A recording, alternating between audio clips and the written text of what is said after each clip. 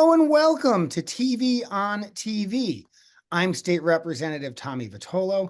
You're watching Brookline Interactive Group. Today is Tuesday, April 9th, and we have a great show for you today. We have the second in a 5-part series interviewing all of the candidates for Select Board, part of a longer series where we are interviewing every single candidate in a competitive townwide race for the election on Tuesday, May 7th. Polls are open 7 a.m. to 8 p.m. And as I said, there are 5 candidates for 2 select board seats. It's a competitive race. It's a lot of fun. All of the candidates have strong things to offer, including today's guest, Alec Lebovitz. Alec, thanks for coming on the show. Thanks for having me, Tommy. Happy to be here. So we've only got like 28 minutes and we've got so much to cover. I know there's a lot that you bring to the table, but why don't we get started by you telling the viewers what you've been up to your whole life? Tell us the Alec Lebovitz story. Absolutely. My name is Alec Lebovitz. I'm a second-term town meeting member representing the Coolidge Corner area here in Brookline. I've been involved in town government for the last few years, and I initially got involved just out of a desire to make a difference in our community and see how we could move forward solutions to the major issues that are confronting us here in town. It's been quite a whirlwind the last few years. I've led warrant articles touching on critical issues like financial management, reproductive rights, rodent control, housing issues and affordability, and so much more. And I've decided to run for select board to continue to move those solutions forward from the executive position here in Brookline. By way of a little background on me, I'm originally from Rhode Island. I moved up to the greater Boston area for a higher education, as so many do. Ended up settling in Brookline 8 years ago and have been here ever since and just loved the neighborhood and the whole community. In my professional background, I'm a public health expert. I'm a health policy analyst focusing on predominantly state and federal Medicaid policy, which is the safety net of our healthcare system. And that informs a lot of my background and approach to public policy, but also my motivations. Working on Medicaid, we see day in and day out just how impactful public policy can be in people's lives. In some cases, righting their financial ship, in some cases, providing them access to the healthcare they need. I wanted to see how we could have a similarly profound impact in folks' lives at the local level. And so I'm excited to be here with you today and looking forward to dive into the issues facing Brookline. Well, I know that the modern campaign for select board, there's an awful lot of campaign stops. People think, oh, the town ain't that big, but lots of groups have an interest. And I'm really delighted you're spending some time with us today. I want to start with public health because it is a place from which you bring professional experience. Now, I don't think the town has a lot of interaction with Medicaid directly, but I suspect there are some tools in your toolbox that you could bring to the select board. Why don't you share with us how your public health background would influence you as a select board member? Absolutely. It's a great question. One of my priorities as a town meeting member, and certainly one of my priorities on the select board will be improving how we deal with public health locally. I've been occasioned on leading warrant articles to do some research looking into Brookline's past, looking at budget books and presentations that we've produced over the last several decades. And I'll tell you one thing I was shocked to see was in the mid-1990s, we were spending the same amount in terms of actual dollars on public health as we are today. So what that really reflects is a very large reduction in the amount of resource we're putting into public health over the last 30 years, even as we've seen very serious public health challenges arise or even get aggravated by things like the pandemic in recent years. I think there's a lot of areas where we have opportunity to conduct targeted, cost-effective, and intelligently designed interventions in public health in Brookline to ensure we're stretching our municipal dollars as far as we can, while also really making a difference in the lives of folks who might need some help. So a couple of programs or initiatives that I'd like to see brought to the Brookline Public Health Department include digging more into young people's mental health and substance use issues, particularly in the public school population. I think we've seen successful interventions there in the past on the education side. I'd like to see those continue, as well as expanding access to counseling for young people in Brookline. I'd like to see us emulate what Buffalo, New York, and the state of Connecticut and many other political bodies are doing in the last few years, which is setting up a medical debt repurchasing program. For my money, that's one of the most effective uses of public dollars that I've seen. A recent example, the state of Connecticut invested $6 million into the repurchasing and forgiveness of $1 billion of medical debt, just to give you an idea of the pennies on the dollar with which we can repurchase that debt. That will naturally accrue benefits towards folks who are facing health challenges or have had a health crisis in their family, while also ensuring that we are spending our money in the most effective way possible. And I also do think it's important to realize that even what we have now in terms of public health resources is potentially in jeopardy. A lot of that great work that's being done by Sigal Reese and our health department, the Council of Aging, and all the great work they do, it's predominantly funded by grants.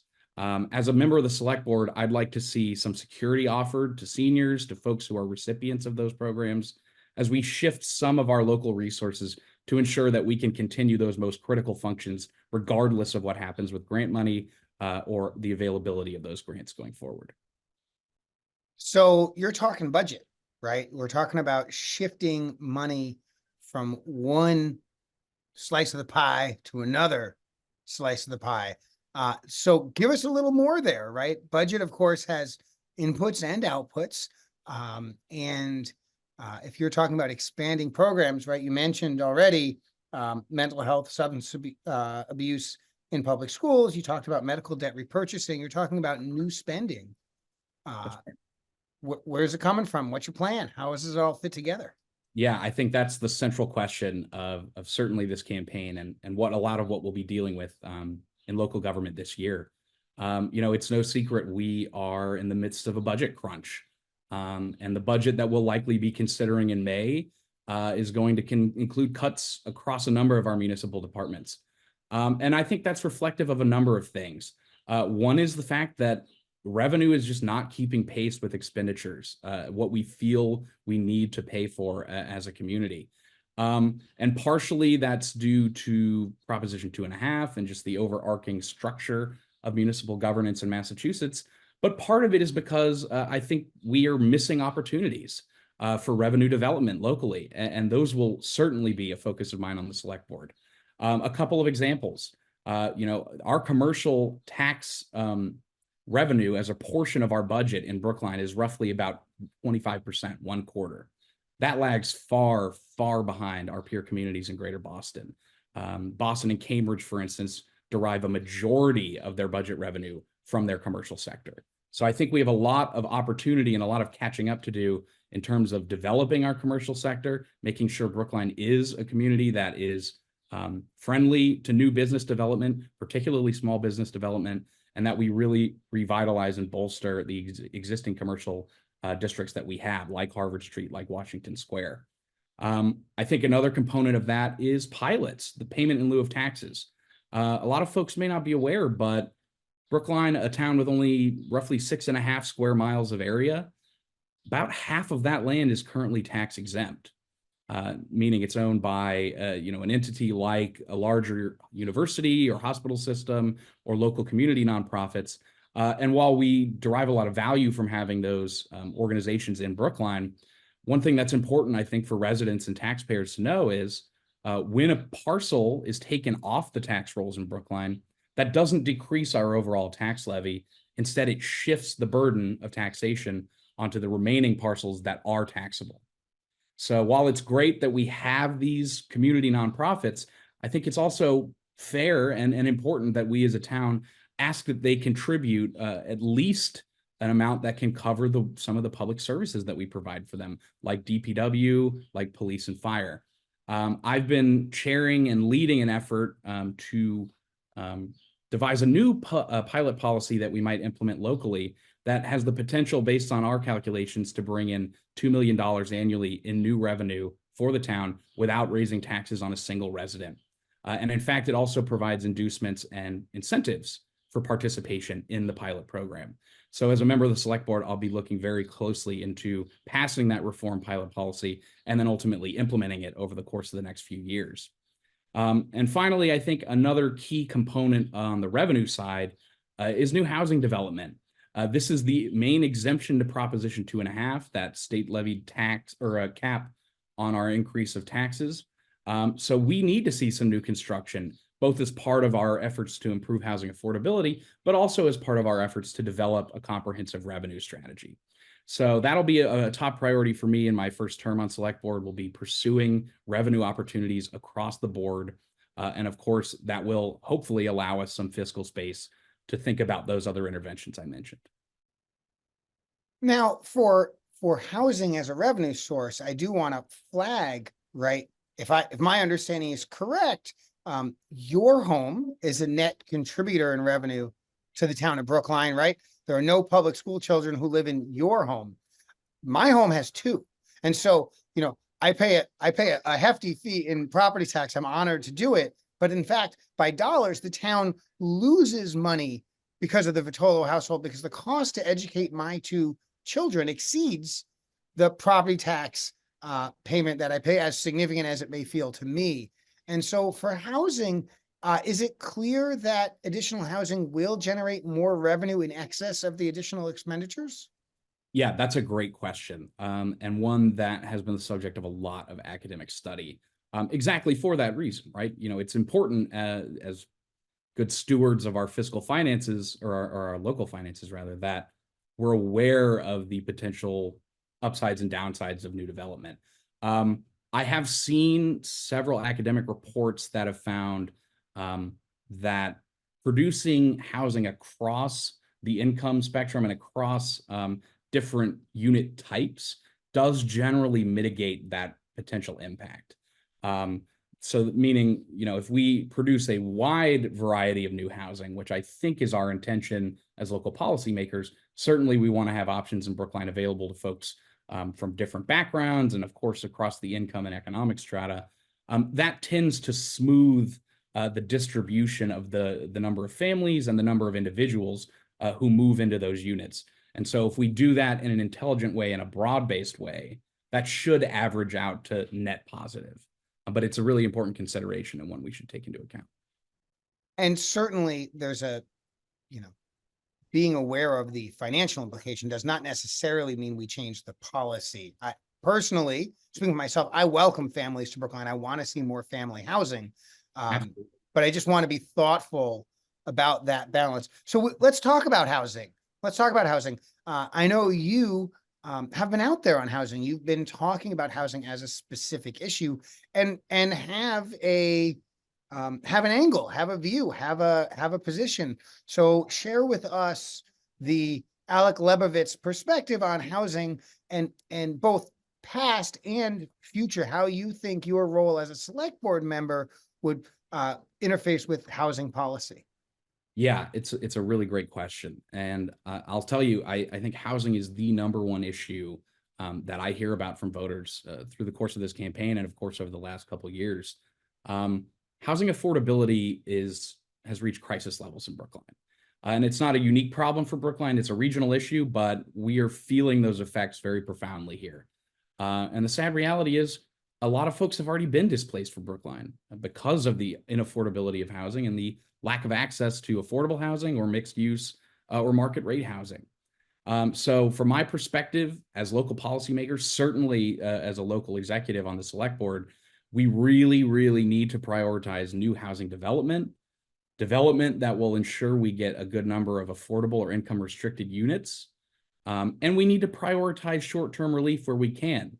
Most recently, one of the efforts I led through Brookline Town Meeting was the passage of our home rule petition asking the state for permission to implement rent stabilization. I think that's an important component of this issue. We've seen rents over the last decade in Brookline increasing precipitously, sometimes doubling the pace of normal inflation. And that is just not sustainable for folks in the middle class and the lower income strata in Brookline, who are the people who predominantly rent. So, I'd like to see that move through the State House. I'll certainly be a strong advocate for that on the select board. And I know We're fortunate to have great representatives like yourself and Senator Cream who will help us with that. And of course, I think new construction and new development is a really important part of this equation as well. We took a really important first step forward here with the rezoning of Harvard Street, our compliance with the MBTA Communities Act. And I think that provides a model for us moving forward as we think about how we can best utilize some of our key districts in Brookline, like stretches of Commonwealth Avenue or Beacon Street, Washington Square. These commercial districts, it's not legal in most cases to build multifamily housing there, with the exception of 40B overrides that come from the state. So what I'd like to see is let's continue to use this form-based zoning approach that allows us to tailor new developments in these areas to the specifications that the neighborhood wants, right? Well, we're not talking about changing the character of these areas. Rather, we're just saying, let's allow them to build what we already have. The example on Harvard Street being 4-story mixed-use buildings, ground floor commercial with housing above. Not only does that allow us areas to really develop new housing across the income strata, to develop it in a smart way where we can increase density around public transit to help meet our climate goals, to help make it easy to access all of Brookline for these new residents, but we increase foot traffic in these commercial districts. That helps bolster these districts. That helps bring in new customers and will help expand our commercial tax base. So I very much see that as a win-win, both on the housing front and on the revenue front. But I think we can go even further. And I think we have another model that's very exciting, which is the redevelopment of the High Street property being led by the Brookline Housing Authority. This is a project that, once completed, will bring 100 permanently affordable units onto the market that'll be administrated locally by our housing authority. I think that's a really exciting model. And it's one that allows us to do more than just aligning market incentives and zoning codes. It actually allows us to put our local resources into projects that we know are going to yield long-term affordable units. So when it comes to housing, I'm not a one or the other guy. I think we need to pull all the levers available to us. It's that serious of an issue. And that's certainly what my approach would be on the select board.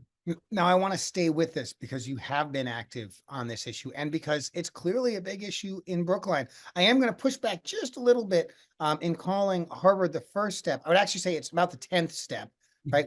We have been working on things in town. Now, the Globe won't acknowledge any of the things we've done, but actually everything from rezoning of River Road to changing the fraction of housing applicants from out of town versus in town to welcome more people from out of town.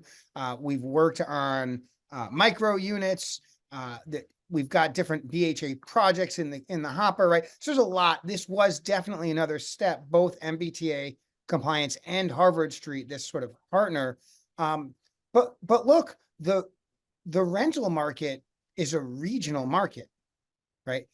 Near the Longwood T-stop, there may be a local market related specifically to LMA of people who are walking, right? Sort of the Longwood Ave area.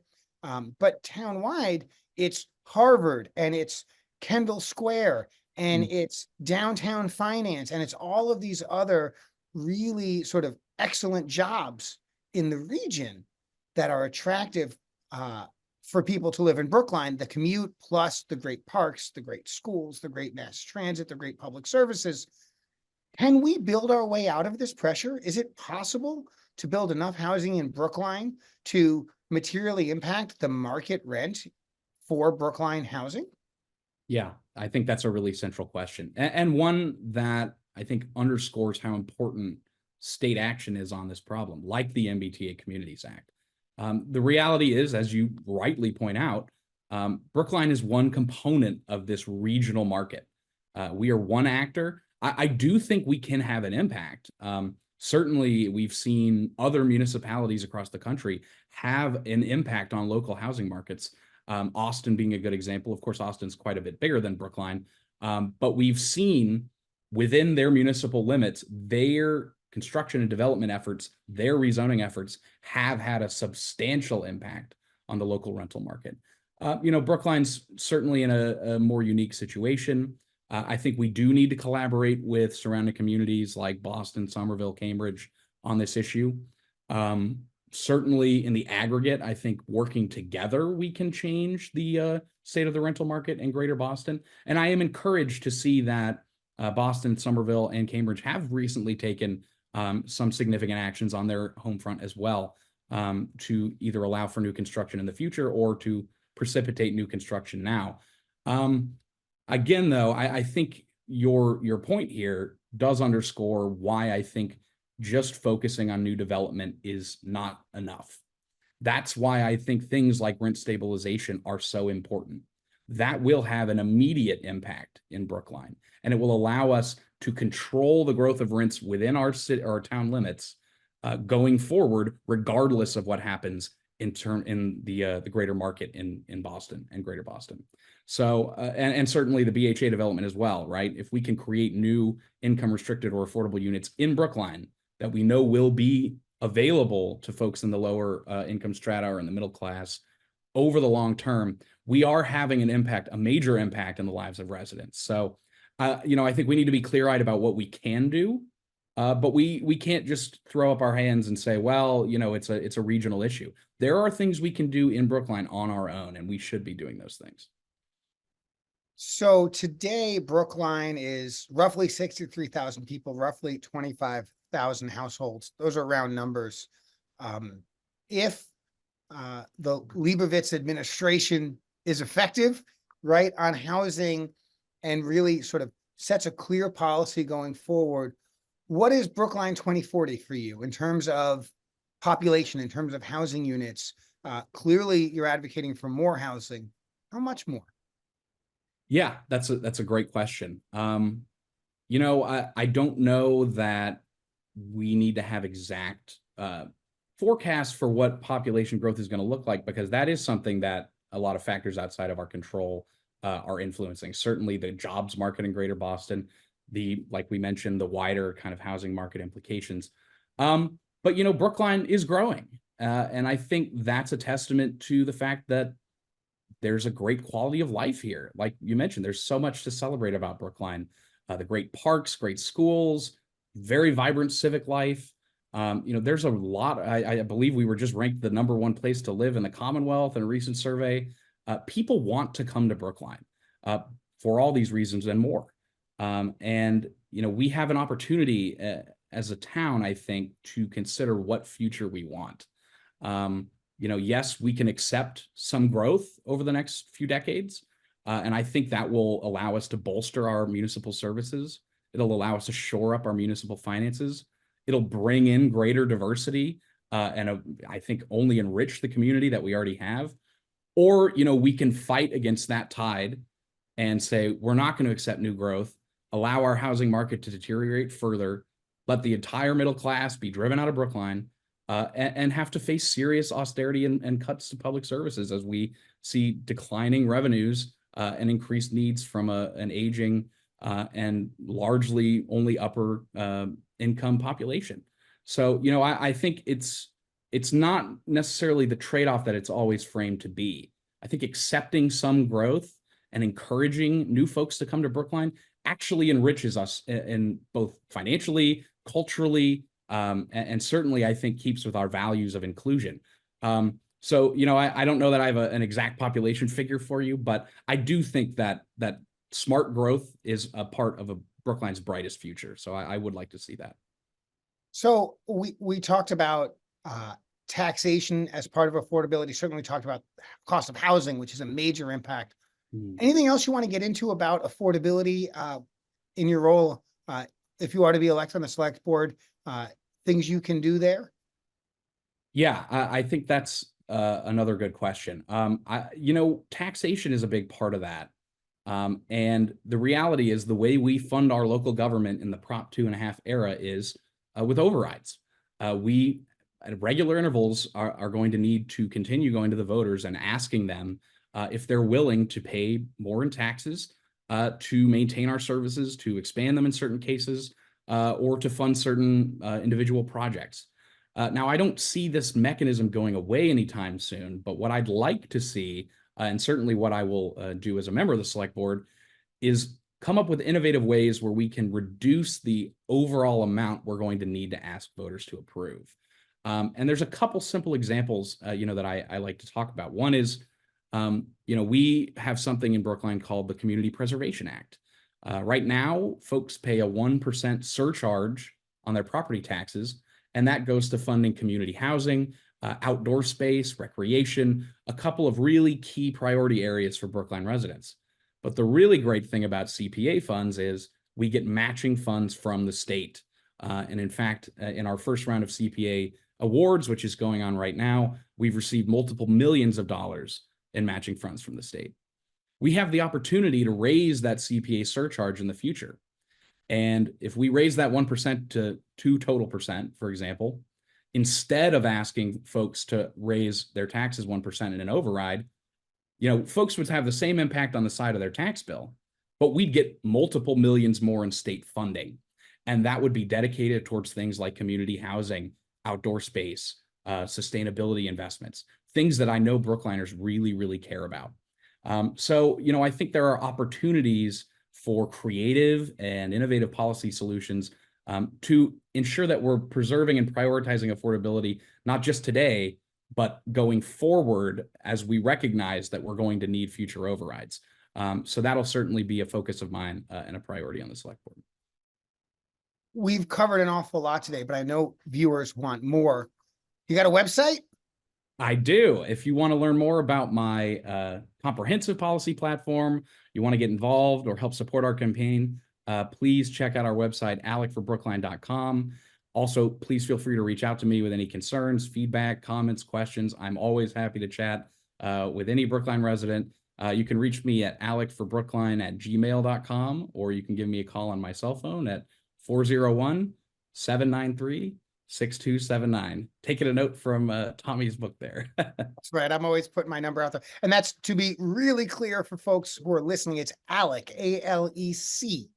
That's Right? right. To make sure they put their browser in the right place. Alec Lebovitz. Alec, thank you so much for spending some time with us today here on Brookline Interactive Group on the TV show. Thanks so much for having me, Tommy. It was my pleasure. I wish you the best of luck. I'm going to remind folks again and again, the election is Tuesday, May 7th. Polls are open 7 a.m. to 8 p.m. There's competitive races for Housing Authority, Select Board, and School Committee. In the case of Select Board, there are 5 candidates. You can vote for one person. You can vote for 2 people. 2 people are going to win and serve as 2/5 of our executive branch of our Select Board. So it's really important that you come out and vote. Be prepared. Check in with the League of Women Voters. Check out the websites. Watch the interviews. Talk with your friends and neighbors, and make sure you turn out to vote on Tuesday, May 7th. Thanks for watching. We will see you again on Thursday at 2:30 for our next candidate interview on the Select Board. We'll see you next time.